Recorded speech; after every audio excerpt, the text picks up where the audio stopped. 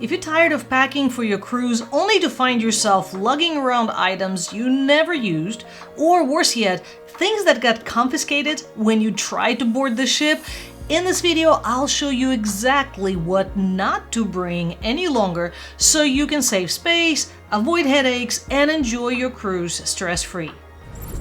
Welcome to the channel, and if you're new here, hit that subscribe button for more practical cruising tips and insider advice. Let's get started.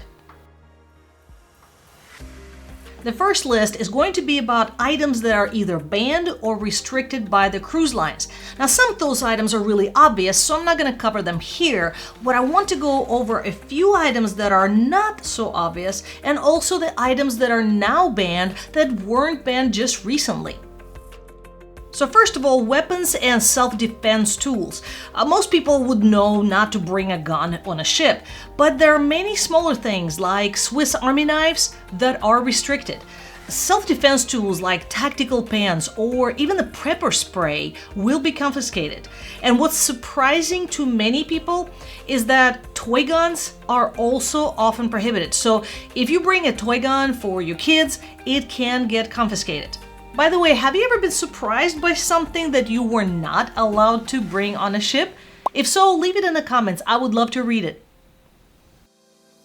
The next item that has been banned for a while that still catches people off guard are the power strips, and those are the surge protected power strips that are a fire risk. However, nowadays there's a lot of back and forth between different cruise lines on what is allowed or not allowed, and even non-surge protected power strips and USB hubs are starting to be in that gray area. So before you leave, definitely read the exact description of what is allowed on your cruise line. Candles and open flames is another strictly banned items because of the fire hazard, but that also includes small things like tea lights or aromatherapy candles, so they are not allowed. Instead, you can use those small LED flameless candles if you're just trying to set the mood in your cabin, or as an alternative to aromatherapy candles, you can bring room fresheners that are non-electric, non-powered, just something you open up, twist, take out of the box, something that will smell your cabin nicely. As far as illegal substances go, keep in mind that even if something is legal in your home state, marijuana and similar substances are banned from cruise lines because they operate under the international maritime law and it prohibits these substances. So it doesn't matter what is allowed in your home state. The next set of items are going to be the bulky items that are just wasting unnecessary space. And the first one is going to be the over-the-door shoe organizer. This item has been on so many cruise packing lists forever, but what is interesting is that on newer ships, storage is a lot better. And most of these are not necessary if you're going on a newer ship. So if you are going on an older ship, they still are very practical for putting all kinds of things away, but not on the newer ships. And as alternative, you want to use things like the magnetic hooks or collapsible bins or anything that is going to allow you to put things somewhere else other than on shelves.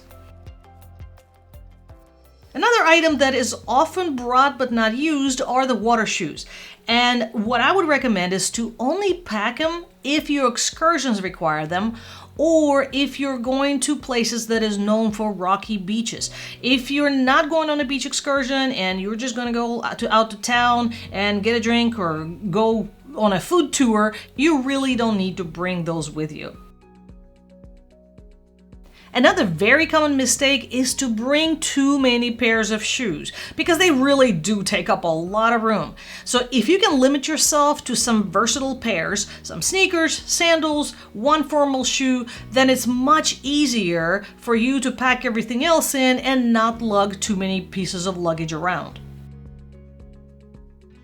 Also, keep an eye for bulky items that used to be popular, but that now have smaller alternatives that you can swap them out for. A great example are those towel clips. They used to be so popular with the cute flamingos and parrots, but if you think about it, they do take so much space.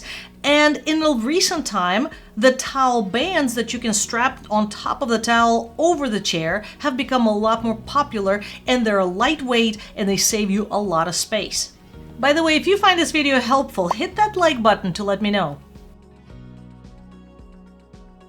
The next set of items are going to be the outdated items that we all used to bring, and now they're just not really practical. And the biggest one, the first one, is going to be your camera. So many people used to bring standalone cameras. Now smartphones have replaced the need for anything bulky like that. And I'm amazed at the modern phones quality for both photos and 4K videos. And by the way, everything I shoot on this channel is done on my iPhone 15. So unless you are the next National Geographic photographer, you don't need your DSLR camera. You can leave it at home. The next list of items is going to be for the single purpose or just impractical clothing. And the biggest offenders on this list are usually excessive formal wear items. And full disclosure, we love dressing up for formal nights, or elegant nights as they call them now. But the key here is to limit yourself to some versatile, either wrinkle-free or wrinkle-resistant materials so you can save space and the hassle. So that little black dress or a simple jacket can really go a long way. The next thing would be the overly dressy shoes, because if you think about it, especially on larger ships, that 10,000 steps a day that most people try to take is nothing when you have to run from one side of the ship to the other. So if you bring your high heels and stilettos, you may find that you're just not able to wear them because of the amount of walking that it requires to get from your cabin to the dining room. Another item that many people comment they bring too many of is the swimwear options, because you really need just 1 to 2 swimsuits, depending on itinerary of course. But for warm destinations, you can easily rotate your swimwear to keep one drying while you're wearing the other one. If you have any other types of clothing that you would love to add to this list, leave it in the comments below.